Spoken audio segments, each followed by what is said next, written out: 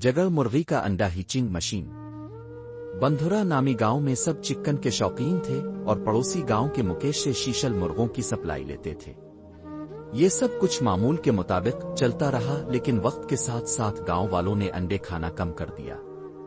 जब अंडों की मांग घटने लगी तो शौकीन मुर्गी को भी अंडे देने का फायदा महसूस नहीं हुआ, क्योंकि गांव वाले अब अंडे खाने में कोई दिलचस्पी नहीं ले रहे थे और ज्यादातर चिकन पर ही तवज्जो मरकूज करने लगे थे। इसी वजह से एक दिन बंधुरा आता है। वहां सबके घरों में छोटे बड़े बहुत से मुर्गे थे।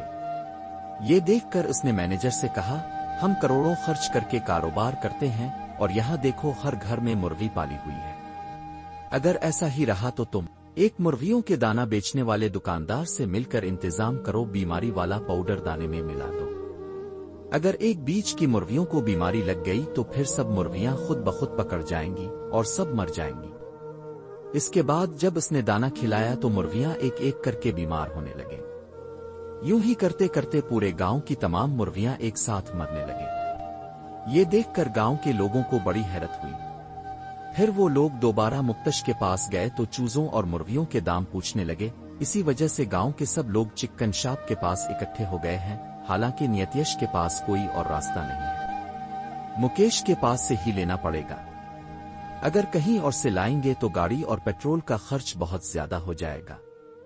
और गांव वाले और दुकानदार से कहता है कि सब मुर्गियां एक साथ नहीं मर सकती, कुछ ना कुछ गड़बड़ हुई है, ये पहले पता करो। और वैसे अब लोग अंडे लेकर आओ, अंडे से चूजे बनाना मेरा काम है, ऐसा कहता है। इसके बाद वो इसके घर में एक पेटी रखकर इसमें और ताजरीन से कहता है कि किरण भाई 15 दिन में इस माहौल में अंडे से चूजे निकल आएंगे। अंडे पर बैठने के बाद जो गर्मी मुर्गी को मिलती है वैसी ही गर्मी मैंने इस बॉक्स में रखी हुई है।